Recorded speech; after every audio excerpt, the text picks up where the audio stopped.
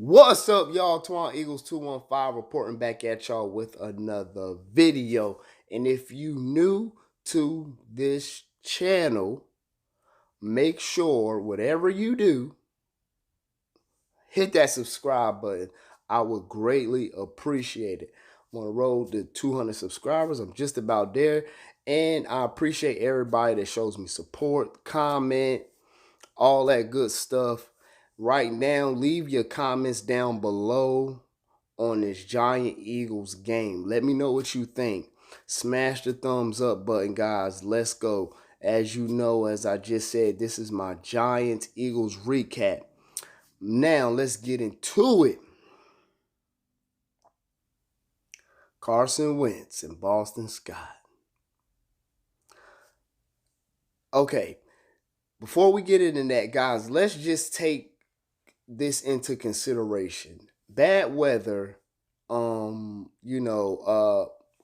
doesn't have a lot to work with. He's working with basically, excuse me, I'm not going to say nothing, but he's working with not a lot of talent around him at all. You know what I mean? So the first half was shaky, I think, just because of those things. The play calling, also the not having a good connection with those receivers, and just basically, the weather. We seen Ronald Darby go to make a tackle. It's like he just slid off. And when you have those things happen, it can cost you, which it did cost us in the first half. Eli shredded us in the first half. I think Slayton had about 154 yards, something like that. I mean, they went bananas on Ronald Darby. They just was attacking. Excuse me, Ronald Darby. Now, what I can say is that, we adjusted very well. The Eagles, Doug adjusted, Jim adjusted, and you seen a difference in the second half. You seen the difference with the bump and run. You seen the difference even with the play calling that second half. I mean, I seen the little fake handoff and Miles Sanders run up, through the, little stuff like that to throw them off. You know what I mean? And that was all for the second half. So I'm thinking that maybe they were saving some of the plays for the second half, if you want to say that. But overall, it was a good game, and I don't want nobody to say, "Oh, it was the Giants." The Giants came to play. The Giants did not lay down. They came to play. They wanted to knock us out. You know what I mean? They knew what was at stake for us, and they wanted to take it away. So all this, it's the Giants 2-9, 2-8, and I don't want to hear that. The Giants came to play. They played that game like it was a playoff game, a championship game. Oh, they was ready. You know what I mean? With the weather, they were ready. You know what I mean? Not a lot of mistakes, just a bunch of conservative play that first half. And like I said, they tore us up the first half. There's nothing that I can say. Carson wasn't playing that good. Balls was being dropped. We looked horrible in the first half. As simple as that. I call it what it is. I call a spade a spade. We looked at bad that first half.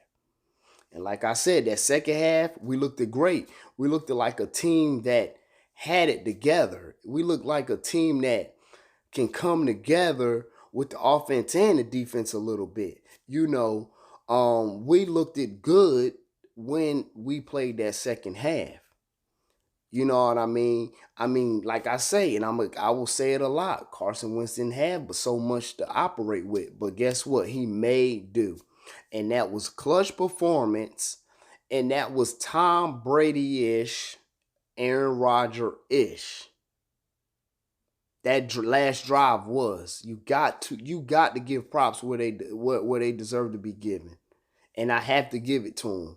He marched them down the field, the no huddle, calling the plays, doing the this, doing the that. He marched them down in a great way, a great drive to go ahead and give Zach Ertz that go-ahead touchdown, which they were. It wasn't that, if y'all notice, he was so open, but all the play calling was coming so fast and they were so mixed up and they couldn't get it together. That's why Zach Ertz was so open on that last play. If you didn't know, I'm just letting you know. It was so much. It was the communication was off. It was this. It was that. That's why that hurry up kind of really threw them off. And we just took it right on in. So, we played a good game, and we beat a team that came to play, and Boston Scott, he came and he basically we need to keep him. He is going to be the closest thing, if not the next thing, to Darren Sproles, from him catching the ball out the backfield, running. And guess what? The man has something to prove. So he's running like he got something to prove. You know what I mean? Boston Scott just was running and he just was knocking and shaking and breaking ankles. He just was letting y'all know why he deserves to be on this team. And I say he gets a spot. I don't know what's going to happen to Corey Clement. I don't know. But I think this guy deserves a spot. He's like I don't want to put it too high, but he's kind of like from Chicago, the guy, Tariq Cohen. He kind of reminds me of him because he's so fast. Catch the ball out the backfield, juke, juke. I got to give that guy his credit, man. And Sidney Jones came in there, and like I said, he made a very key, very, very key deflection on Peyton Manning. I forgot who was throwing it to, but he came in there, Sewell got hurt, he came in and made a key deflection, and that's what we needed. So, this is my post game, guys. Let me know what y'all thought about the game. And this is Twan Eagles 215, and I'm signing out, and it's always fly, Eagles, fly.